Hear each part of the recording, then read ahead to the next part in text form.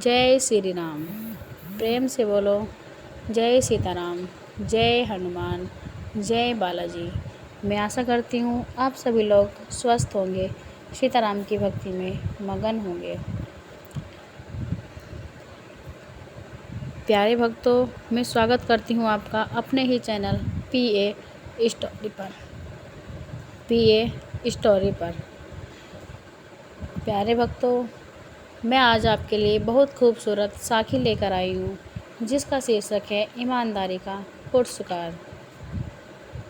प्यारे भक्तों, चलिए तो साखी प्रारंभ करते हैं।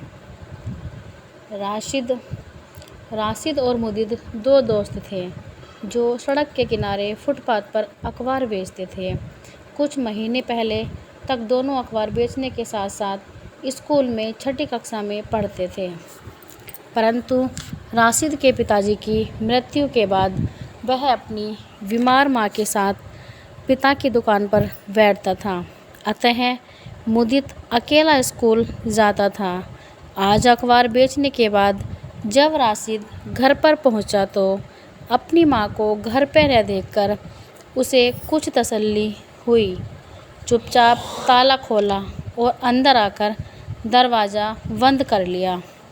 कांपते हाथों से जेब से एक बटुआ निकाला और मन में ही बुदबुदाया, बाप रे, इतने बड़े बड़े नोट। अचानक दरवाजे पर आहट सुनकर उसने खुद को संभाला और चुपचाप दरी के नीचे बटुआ छिपाकर दरवाज़ा खोल दिया। सारा दिन घर पर ही पड़ा रहा, न तो मोहल्ले के बच्चों के साथ क्रिकेट खेलने गया और न ही मुदित के घर पढ़ने। रात में भी चैन से सो नहीं पाया। उसे करवटें बदलते देख उसकी अम्मी ने पूछा, क्या हुआ राशिद, सो क्यों नहीं रहा, जाड़ा लग रहा है क्या? उसने कहा, नहीं अम्मी, मैं ठीक हूँ, आप सो जाइए। रात भर राशिद खुद से ही लड़ता रहा। दिल कुछ कहता पर दिमाग कुछ और ही कहता। एक पल में सोचता, अम्मी बीमार है, महीनों से दुकान बंद पड़ी है, किराए के 100 रुपये भी बेकार जा रहे हैं। अगर इन पैसों को रख लूँ तो कितनी परेशानियाँ दूर हो जाएंगी। दूसरी ओर दिल की आवाज़ आती, राशिद, यह पैसा तुम्हारा नहीं है, इसलिए इसे खर्च करने का तुम्हें कोई हक नहीं है। फिर दिमाग पर जोर देता, क्यों नहीं है, अम्मी की हालत अब देखी नहीं जाती, फिर भी काम करने जाती है। अगर पैसे हैं तो कठिनाइयों को कम क्यों नहीं किया जाए। दिल ने फिर याद दिलाया, नहीं राशिद, तुमने तो पैगंबर और कई महापुरुषों की कहानियाँ सुनी हैं, दूसरों के पैसे से कठिनाइयाँ बढ़ती हैं, कम नहीं होती। दिमाग अपनी दलील देता, मैंने पैसे चोरी तो नहीं किए, किसी की जेब तो नहीं काटी। फिर मन से आवाज़ आई, फिर भी कुछ भी हो, तुम जानते हो यह किसका पैसा है। अगली सुबह अम्मी के काम पर जाने के बाद राशिद ने उस बटुए को दरी के ऊपर से ही छूकर देखा। मन में आया कि एक बार रुपए तो गिन लूँ, पर अगले ही पल जाने क्या सोचकर तेजी से बाहर निकल आया। अखबार बेचने के लिए चौराहे पर पहुंचा। उसे देखते ही मुदित ने पूछा, अरे ओ राशिद, तुझे क्या हुआ, अम्मी ने कुछ कह दिया क्या? राशिद ने मुस्कुराने का प्रयत्न किया और कहा, नहीं, कुछ भी तो नहीं हुआ। फिर अखबार वाले ने आकर दोनों को गिनकर अखबार दिए और वे दोनों चौराहे की हरी लाल बत्तियों के आसपास कारों, बसों और स्कूटरों के चारों ओर अखबारों की हाँक लगाते लगे। एकाएक मुदित ने देखा कि हरी बत्ती का ध्यान किए बिना राशिद एक लाल कार के पीछे बेतहाशा दौड़ा जा रहा है, जोर जोर से कुछ बोल रहा है। यदि वह तुरंत ही राशिद का हाथ पकड़कर पटरी पर न खींच लेता तो राशिद जरूर उस पिछली वाली कार के नीचे आ जाता। मुदित उस पर चिल्लाया, पागल हो गया है क्या? DLC 1394 में, हाँ वही थी, राशिद बुदबुदाया। मुदित ने गुस्से से पूछा, क्या रट लगा रखी है? DLC 1392, बैठा जा आराम से। मुदित ने राशिद का ज़बरदस्ती पटरी पर बिठाते हुए कहा, आज तेरी तबीयत ठीक नहीं लग रही है, ला अपने अखबार दे, मैं सब बेच दूंगा। उसने राशिद से अखबारों का बंडल खींचा और फिर से गाड़ियों के जमघट में जा पहुंचा। सारा दिन मुदित ने राशिद को अपनी जगह से उठने नहीं दिया।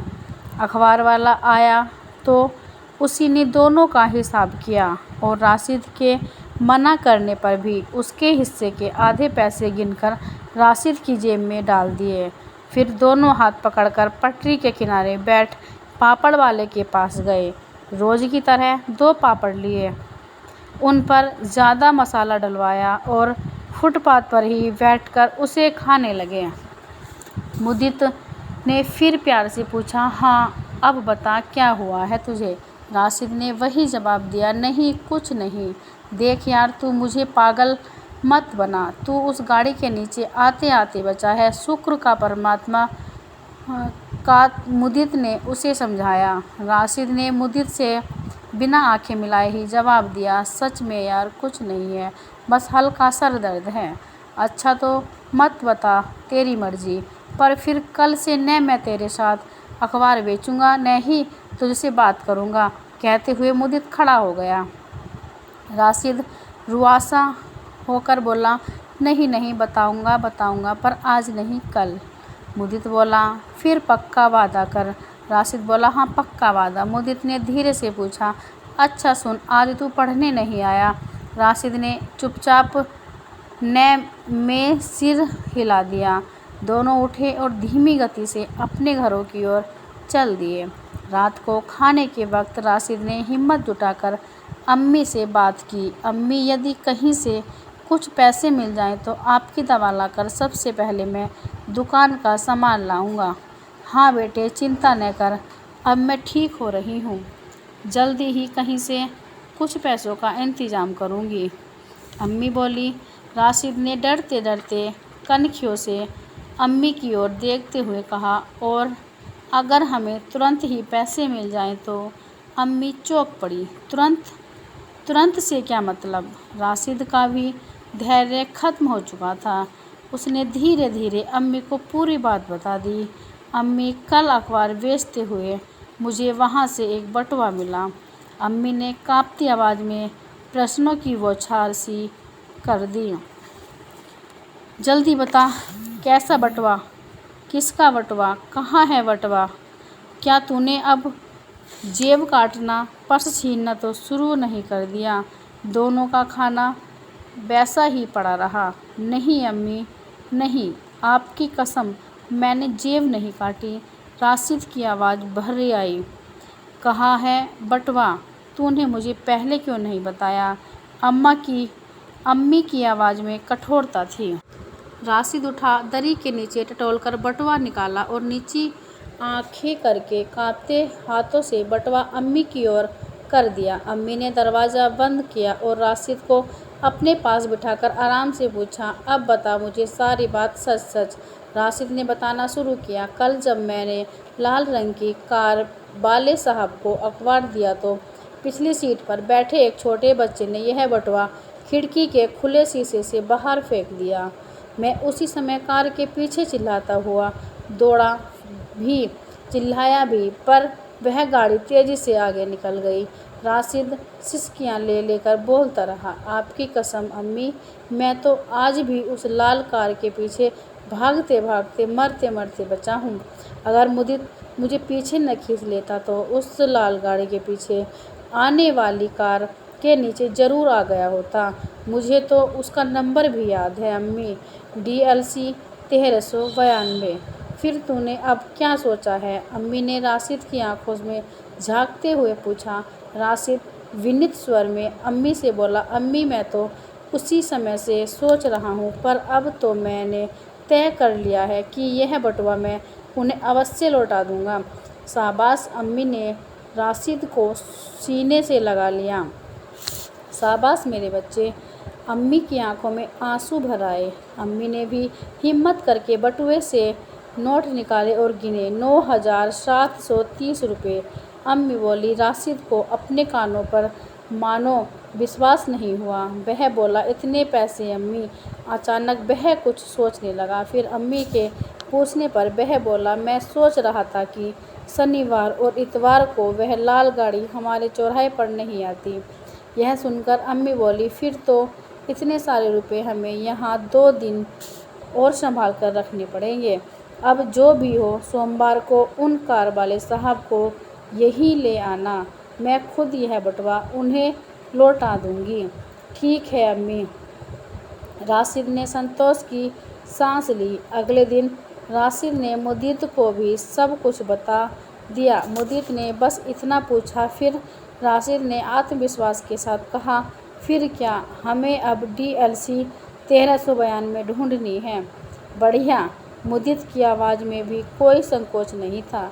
सोमवार को संयोगवश वह लाल गाड़ी चौराहे पर नहीं आई, परंतु मंगलवार को राशिद एकदम चीखा। वह रही 1392। वह बेतहाशा दौड़ता जा रहा था, अपनी फूलती सांस को संभालते हुए। लाल कार वाले साहब से कुछ कहा और गाड़ी चौराहा पर करके बाईं पटरी के पास रुक गई। दोनों दोस्त भी जल्द ही वहां पहुंच गए। राशिद की बातें सुनकर कार वाले साहब बहुत अचंभित हो गए। उन्होंने उसी समय उसके घर जाना चाहा, परंतु उन दोनों को अखबार वाले से हिसाब करना था। इस कारण कुछ देर रुककर राशिद उन्हें अपने घर ले गया। पर्दे की ओट से राशिद की मां ने जब बटुआ कार वाले साहब की ओर बढ़ाया तो उन्हें अपनी आंखों पर विश्वास नहीं हुआ। वह बोली, भगवान जाने ये सपना है या हकीकत। अम्मी बोली, साहब आप अपने पैसे गिन लीजिए। राशिद ने मेरी कसम खाई है, उसने एक पैसा भी नहीं छुआ। साहब एकदम से बोले, ठीक है, पैसों की तो कोई बात नहीं है, पर इसमें जो दूसरे कागज़ थे वो कहाँ हैं? हे भगवान, तेरा लाख लाख शुक्र है। उन्होंने यह कहते हुए राशिद को अपने गले लगा लिया।